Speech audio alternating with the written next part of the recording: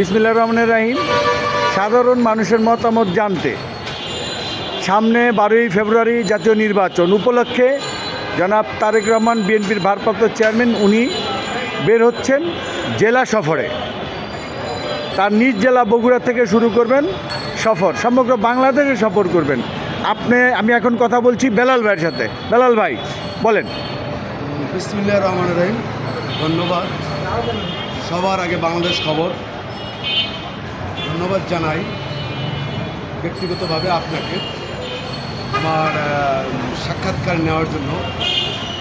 আমি জনাব তারেক রহমান সাহেবের ব্যাপারে একটা কথাই বলবো, সে দীর্ঘদিন 17 থেকে 18 বছর দেশের বাইরে ছিল।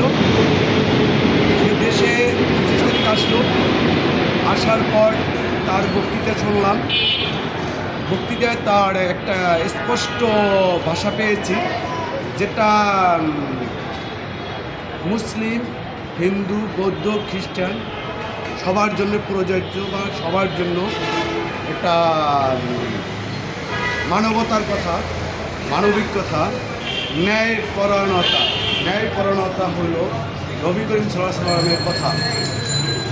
আর এই ন্যায়পরায়ণতার জন্য আজ তরুণ যারা তারা জেগে উঠেছে।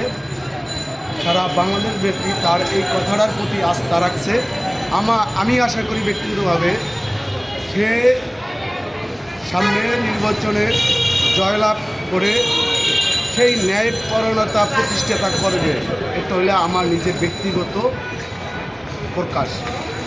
এখন সামনে জাতীয় নির্বাচন 12 তারিখে, তো বিএনপি সহ অন্যান্য দলগুলো আছে, সবাই যার যার মতো কাজ করছে। তো এখন যে জিনিসটা হচ্ছে, বিএনপি নিয়ে আপনি কি আশাবাদী করেন? আমি এই কিছুদিনের ভিতরে দুইটা জিনিস দেখেছি। একটা হইল জনাব তারেক রহমান বাংলাদেশে আসলো 25 তারিখ।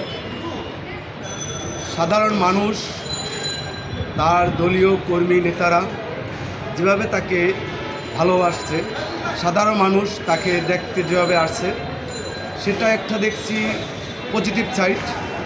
আর একটা হলো বারবার 3 বার প্রধানমন্ত্রী, গণতন্ত্রের মা ডাকে বিএনপিও যারা আছে ভাইরা, এবং সাধারণ মানুষ বলে এখন আপোষহীন নেত্রী এবং গণতন্ত্র প্রতিষ্ঠা করার একমাত্র প্রধানমন্ত্রী মরহুমা বেগম খালেদা জিয়া। আসলে কি তার জানা যায়, আমরা একটা লক্ষ্য করতে পারছি সারা বিশ্বের এই রকমের জানাজা বা এই রকমের লোকবল একাত্র হয়েছে কিনা কোনো জানা যায় সেটা দেখি নাই।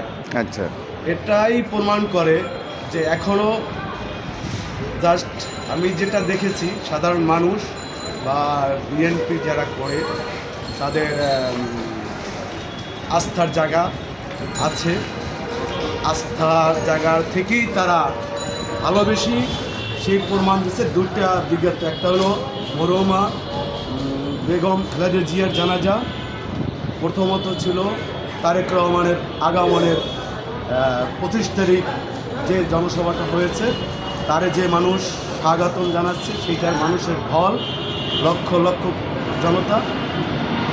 জি, এটা আমি পেয়েছি যে বিএনপির প্রতি মানুষের ভালোবাসা আছে। সেই দৃষ্টান্তে আমি বিএনপিকে আগাইয়ে রাখছি যে সামনের দিনে হয়তো মানুষের ভালোবাসা থাকলে বিএনপি আসবে, সেটা দেখা গেছে আর কি।